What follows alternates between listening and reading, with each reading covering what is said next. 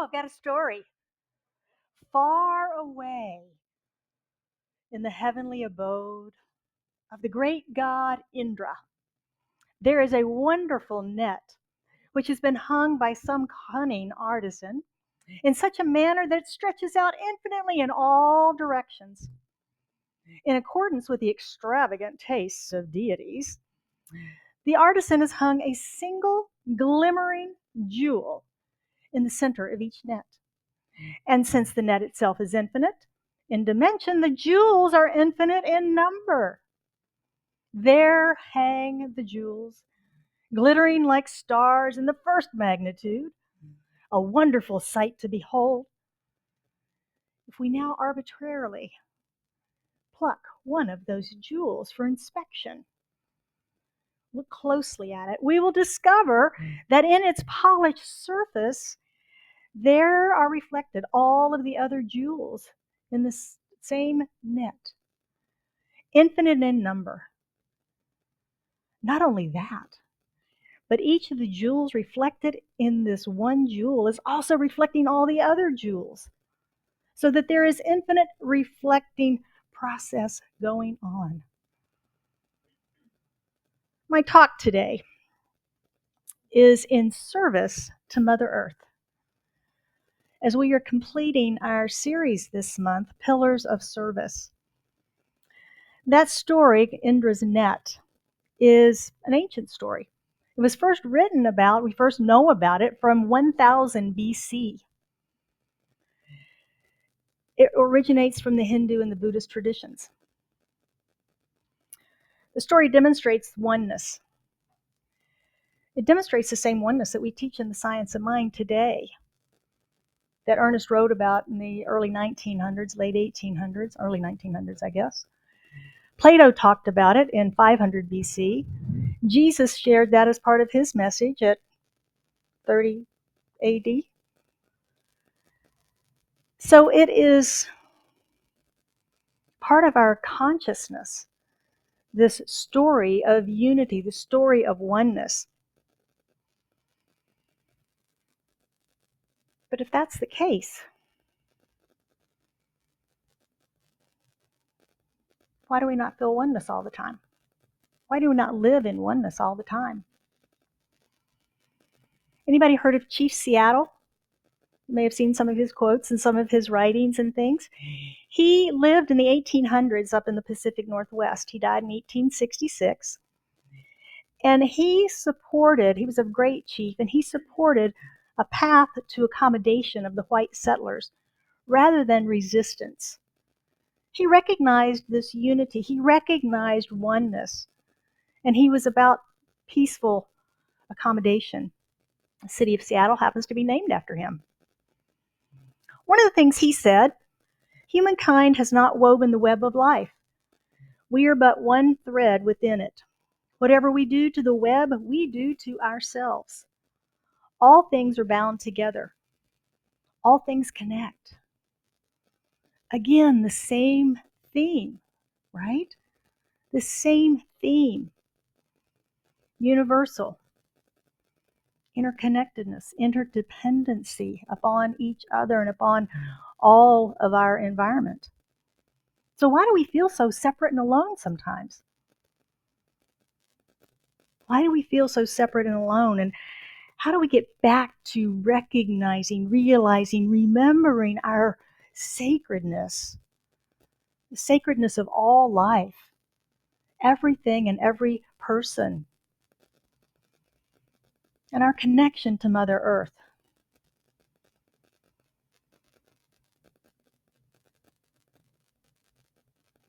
Anybody around in the 60s, 70s? Anybody watch TV at that time? Anybody remember a margarine commercial? Do we have that clip? Hello, my jolly Jonquils. Hello, daisies. Why, you're not my daisy. Right, Mother Nature. They're new chiffon with rolls. Taste. It's my sweet creamy butter. Nope, that's chiffon margarine. Chiffon margarine? Oh, no, it's my butter, all right. Chiffon fooled even you, Mother Nature. It's not nice to fool Mother Nature. If you think it's butter, but it's not. Bring back memories. It's also not nice to fool with Mother Nature. She doesn't have a very good sense of humor. You may have noticed over the past few years. As I was researching this talk this week, I came across a bunch of quotes about the environment. Now, some of these I agreed with, some I didn't agree with, and some made me think. One quote that I picked up was from Carl Jung. Excuse me. He suggested that the best political, social, and spiritual work we can do is to withdraw the projection of our own shadow onto others. That one made me think. Yeah, that one made me think a little bit. How does shadow projection harm others? How does it harm others? Now, it's easy to see how they project their stuff on me and the world and how that creates problems, right? But most of us can't see when we're doing that, can we? We can't see when we're doing it. Am I doing that? What is this shadow thing? It is the beliefs that I may or may not be aware of, the unhealed places within me that are buried in my subconscious, that are triggered with reminders that happen in my world today. What is the result of projecting that shadow on others? All questions that I thought about with Mr. Jung this week. Understanding our shadow and those unhealed places and healing those can release us from unconsciously, because it is unconscious, isn't it? From unconsciously projecting our shadow self onto others. Now, shadow work is very deep inner work. It requires us to go deep into the feelings about past events in our life that may have created traumatic responses because we just simply didn't have the tools at the time to know how to deal with the things that were happening. We didn't know how to deal with it. But as adults, we have tools. Reverend Lee and I have been teaching lots of tools this year. We have tools to help us to bring those unhealed places up into the light, out of the shadows, and to heal them. And to heal them so we no longer project them out into our world, onto our world. Excuse me. It is said that the antidote to projection is authenticity and vulnerability. When we can be authentic and vulnerable, there's a sense of trust. There's a sense of wholeness. Think about when you go home, maybe your personal home, or maybe back home if family is still with you there, or you go to a good friend's home, or you meet up with them, and there's just such comfort there. You feel like you can be your authentic self with them. It feels easy. And maybe contrast that with going to someplace that's not familiar. And the mask comes up, doesn't it? And the protections start, the radar's up. It's like, ooh, what do I need to be aware of? What's going to happen? Who's saying what? What does that mean? There's just a totally different feeling in those two body experiences, are there not? Yeah. So being authentic is that place of trust, that place of self-acceptance, that place of being willing to be vulnerable with others. So when we're authentic, we're willing to take the risk of being seen. All of us. All of us. We're willing to do that. It's got to be based in love, though, doesn't it? Which is why it's so easy with friends and family that we're comfortable and familiar with, and why it can be a little less easy in unknown environments. But if we can get ourselves back to oneness and recognizing all as one, then we can come at everything from a place of love. We can begin to trust more deeply in that oneness relationship. When we know our oneness with the whole, it's a whole lot easier to be authentic. Now, another interesting opinion that I came across, this one, it's been rattling around in my head all week. Do you ever read something or hear something and it just stays with you and you're like, do I agree with that? Do I not agree with that? Is that true? And it becomes a little conundrum that you play with. Well, that happened this week. And this one came from Swami V.V. Tripuria, author of a book called Ancient Wisdom for Modern Ignorance. Isn't that a great title?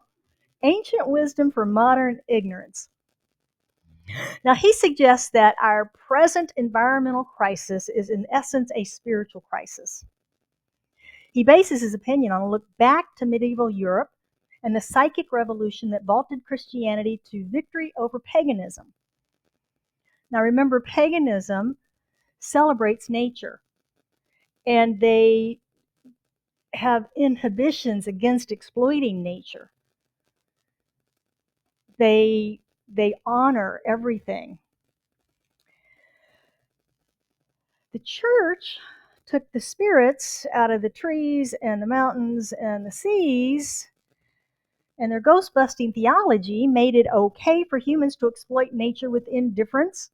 And he suggests that this paradigm has dominated the modern world since the 1300s.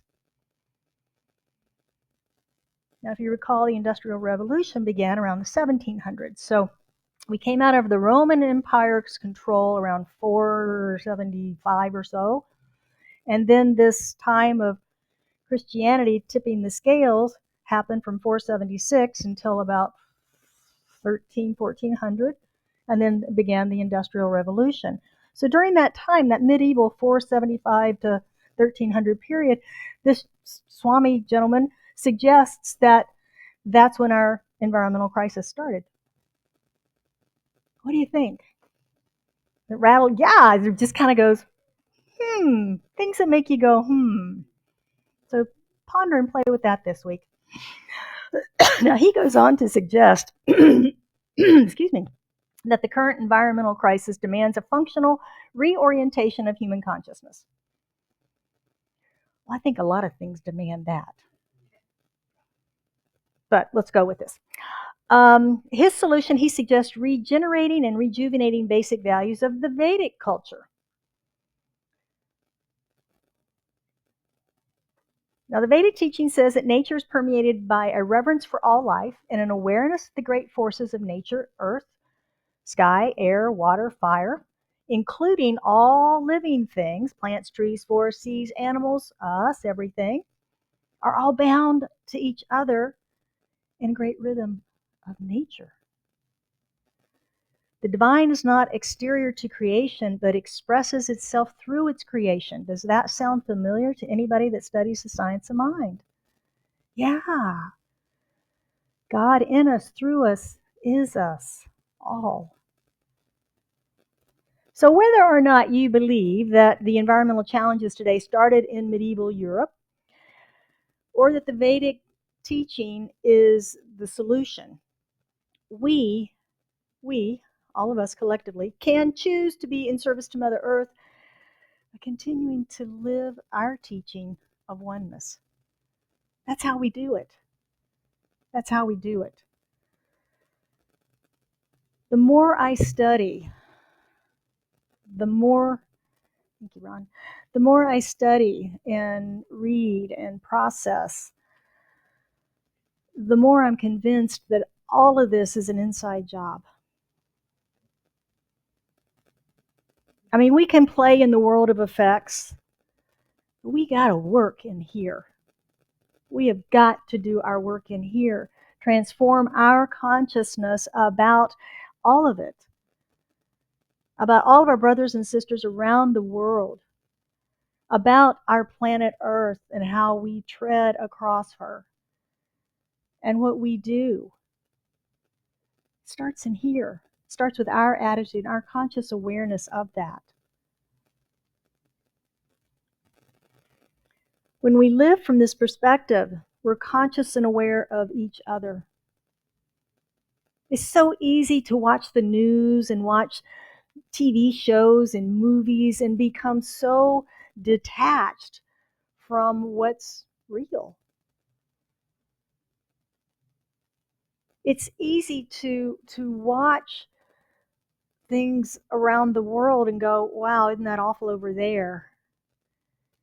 And not feel or recognize the connection that we are with all of our brothers and sisters, who many are just projecting their shadow selves, right? Many who think that their way is the right way, just like we think our way is the right way. We got to stop fighting about all this stuff, though, don't we? We got to get back to wholeness. We got to get back to oneness. We got to get back to unity.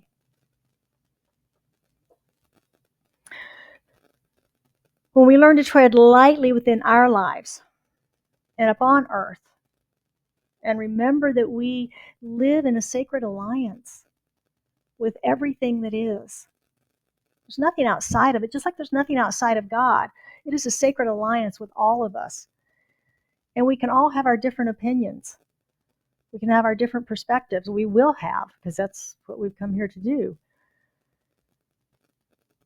But we do it in unity. We do it in celebration of life. We recognize it's sacred alliance, and we stand always on holy ground, no matter where we're standing. Whether it's a mountaintop or right here on this carpet, we're standing on holy ground. And when we can remember that, we can begin to remember our connection to the holy, to spirit, to source, to everything. The only difference is the physical form. When we remember we're one, if there's one substance, one source, one supply, one, and the only difference is a variety of forms that show up, we can begin to accept that idea of oneness at the spiritual realm. The only difference in anything that exists is the physical form. So let's look at that. Do you like Jell-O? Has anybody ever made Jell-O? Seen it made? Okay. Jell-O is like oneness.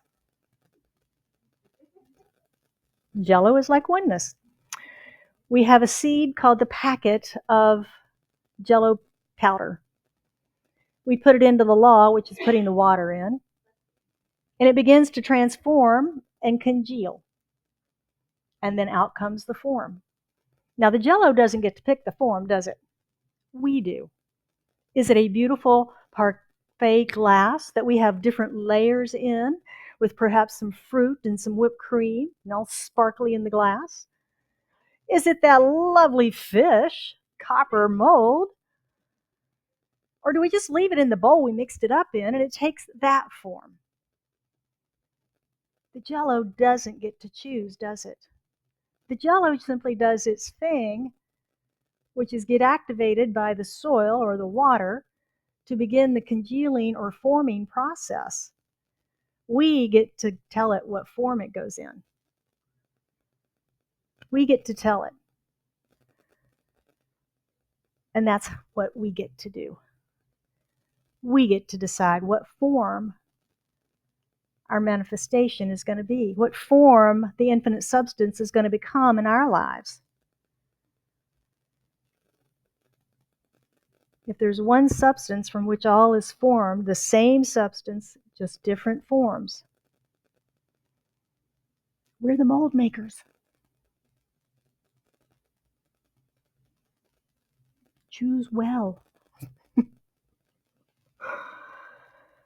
But I also have to ask, not only what mold are you choosing, but what mold is collective consciousness choosing right now? Because it works on the collective. It works in the individual. It works on the collective. It works on the spiritual, the universal. So what mold is the collective consciousness forming right now for infinite substance to fill. And what are you contributing to that collective consciousness? That's our question for ourselves today. What am I contributing to the collective consciousness for the mold of the universe today?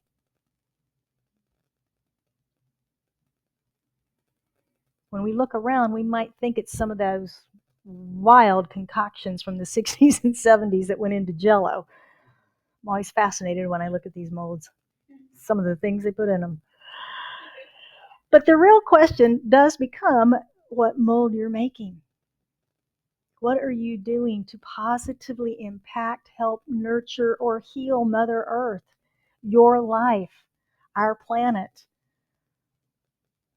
universal consciousness? Universal consciousness exists because of all the consciousness of all of our prior beings and what we have dragged through in our belief system. Oh, if you go outside with wet hair, you're going to get a cold. Oh, it's springtime, it's allergy season. Oh, it's flu season. Better watch out. All those things that we drag through our lives as part of the collective consciousness. It doesn't have to be true for us, does it? It doesn't have to be true for us. What thoughts, actions, what resistance are you contributing to the universal consciousness? Because each one of us matters. Each one of us matters. If you were not here, it would be different. Something would be different if you were not here. You matter. You're important. Your consciousness matters. What you think and say and who you show up as matters. You're important.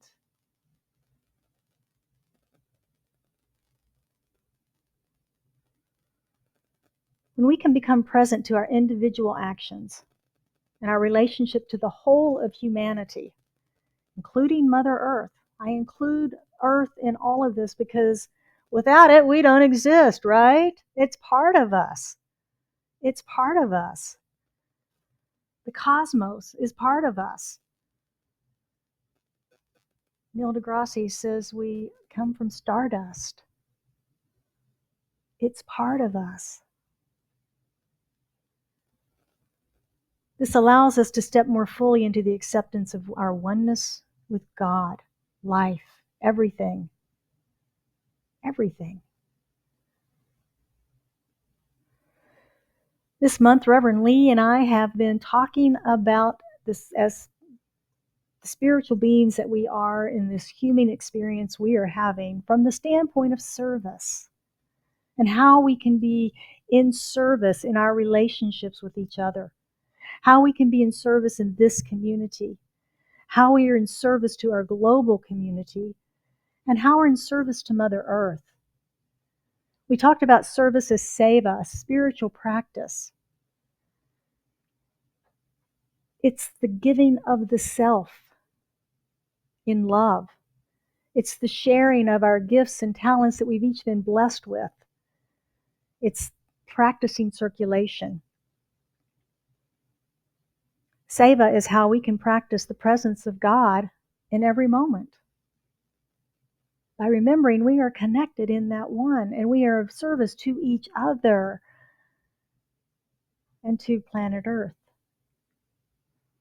So this week I invite you to walk in your world in the spirit of Seva. In everything you do, be present to the spiritual practice of Seva. So if you would like to study these principles, I invite you to sign up for our Mindful Monday newsletter. It goes out on Monday mornings. You can sign up in the lobby, QR code, or send an email. We'll get you added to the list. And it's just a recap of the talk and then the practices that you can take and use throughout the week to learn to embody more of these Science of Mind principles to apply in your life. So your practice for this week is the butterfly effect. There's a Chinese proverb that says, the flapping of the wings of a butterfly can be felt on the other side of the world.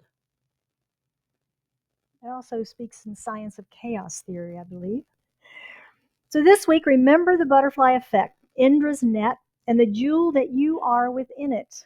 You matter. Set an intention to be aware of every impact you make in the world, from your interactions with each other and other beings, to how you tread on the planet and what thoughts and seeds you're planting in consciousness. Each is reflected in the billions of other jewels in the net. And since we're all one, it all matters. It all matters.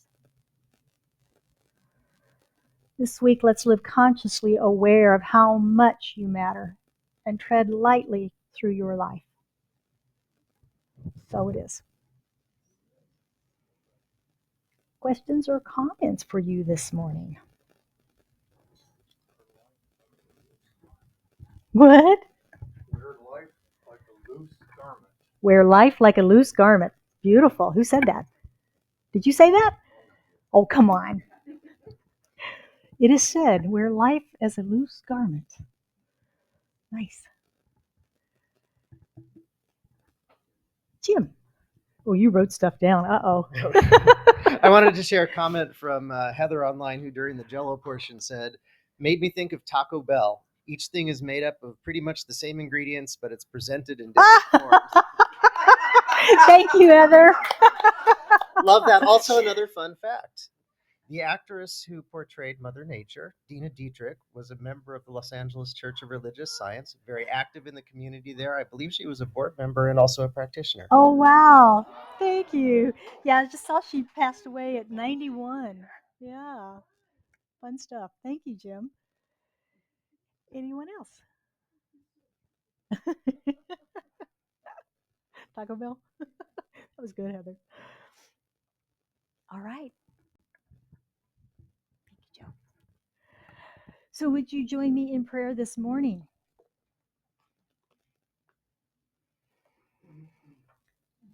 Oh, as we just breathe in that shared breath of life, recognizing that even in the breath, we are one, unified in the wholeness of life. And then all of this air is circulated and recirculated in, through, and as each one of us, we are one. Recognizing that there is a infinite source, substance, presence, infinite love. It is God. And all of it is here now, present in, through, and as me, and in, through, and as each one of us in this room, those gathered online, listening later. For we are one and connected. No separation, no time, no space. We are one right here and right now. And each of us is whole, perfect, and complete in this manifestation. We stand on holy ground. We are connected in a holy alliance with each other and with life. And so knowing this, accepting this, I speak my word for and about each of us as we have come together in this time-space reality. By divine appointment, each one of us is here now, not 100 years ago or 100 years from now, but right now, right here. This is a divine appointment. And we're together in this community by the same appointment. And we are connected in this oneness. And each of us matters. Each of us is important. Each of us plays a vital role in the lives of this community and the lives of each other. And we allow that ripple to go forward outside of this community, in, through, and as our personal communities, our families, our friends, our businesses. And it just continues on. That ripple gets larger and larger as we do our work in consciousness, as we speak our word of truth, our word of love, our word of peace and wholeness. And we continually, through our actions, our activities, and our thoughts, continue to plant those seeds into the universal consciousness, knowing that they displace anything unlike themselves, and that they bloom and blossom and grow until we are a planet of peace and love and wholeness and connection. I know for anyone that has anything on their heart this day, that they lift that into this prayer, into the consciousness of this room right here and now, that we each individually lift that prayer up into this truth, knowing that that prayer is answered, that healing occurs, that clarity is revealed, that abundance flows, whatever the need. We know the prayer is answered right here and right now.